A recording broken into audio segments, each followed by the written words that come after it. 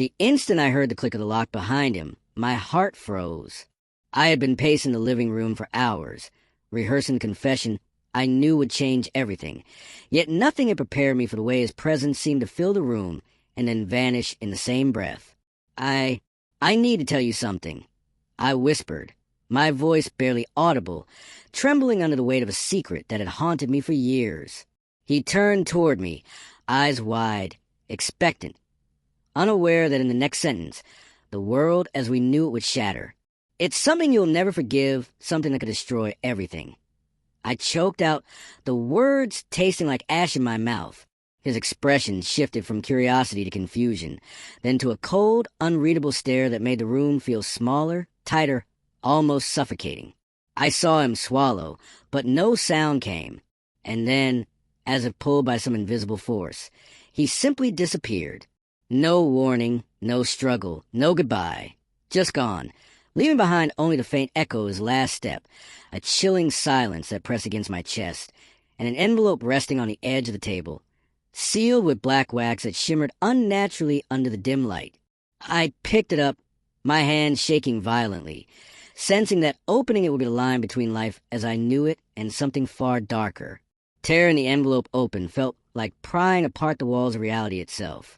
Inside was a note, written in precise, familiar hand I had loved and trusted for years, yet each letter seemed almost alien in its tone. Some truths, it read, are too dark for the living. I cannot remain, not with this burden. What you have done, what you carry, is not yours to face alone. My breath hitched, my mind racing to comprehend what he meant. The note was accompanied by a small key, blackened, etched with strange symbols that pulsed under my gaze like they had a life of their own. I rushed to search the apartment, desperate to find him, but it was as if he had been erased from existence. Every trace of his presence, his clothes, his phone, even the faintest scent of cologne, was gone. I remembered the secret I had confessed, the truth that had poisoned my soul and now, evidently, had driven him to vanish. It was no simple betrayal. It was a series of choices, lies, and hidden horrors that stretched further back than I had dared to imagine. And yet, the note held another message, almost hidden, tiny words folded into the corner. Follow what you fear. The answer awaits, but the price is beyond imagination. My pulse spiked. The envelope, the key, the note, they weren't abandonment. They were a summons, a puzzle, a trap designed to pull me into a reality I could never have anticipated. For days, I wandered through the city in a haze, chasing shadows that seemed to move just ahead of me, hearing whispers that weren't there, feeling eyes on me where no one should have been. And then, on the fourth night, the key began to vibrate faintly in my palm, drawing me to an old, abandoned building at the edge of the city I had never noticed before. The door responded immediately to the key, swinging open with a quiet groan that echoed through empty halls filled with dust and broken furniture. Inside, the air was thick, almost liquid, vibrating with a presence I couldn't see but could feel pressing into my skin. The walls were lined with symbols identical to the ones on the key, glowing faintly, pulsing in rhythm with my heart. In the center of the room was a pedestal, and atop it, a small box made of black wood, inscribed with the same strange, undulating letters. My hand shook as I lifted the lid, revealing a recording device. Pressing play, my own voice filled the room, recounting confession I had made to him, the crime, the betrayal, the horror I had buried for so long.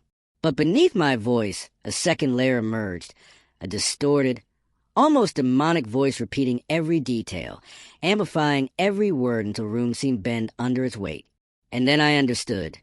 He had left me here not to punish, not to abandon, but to confront the full magnitude of what I had done, the darkness I had unleashed, the living truth of a life built on lies. And in that moment, a final note appeared on the pedestal, appearing as if conjured from thin air. The secret you carried was never meant for him to bear. It was meant for you to face. Step back, and it consumes everything. Step forward, and discover what lies beyond fear. Choose wisely, for your life, your soul, and everything you think you know will never be the same. I froze, the recording still echoing my chest tight, my mind reeling. And then slowly I stepped forward, key in hand, knowing that crossing this threshold would either shatter me completely or reveal a truth so horrifying, so final, that no confession, no disappearance, no note could ever prepare me for what was waiting on the other side. The silence behind me was no longer just absence. It was alive, hungry, and patient. And as I turned the corner into darkness, I realized with chilling clarity, he had never left. He had become part of the labyrinth of my own creation, guiding me into a reckoning so terrifying, so unimaginable, that even survival felt like betrayal. And in that instant, I understood that the moment of confession was only the beginning, and the true horror had only just begun.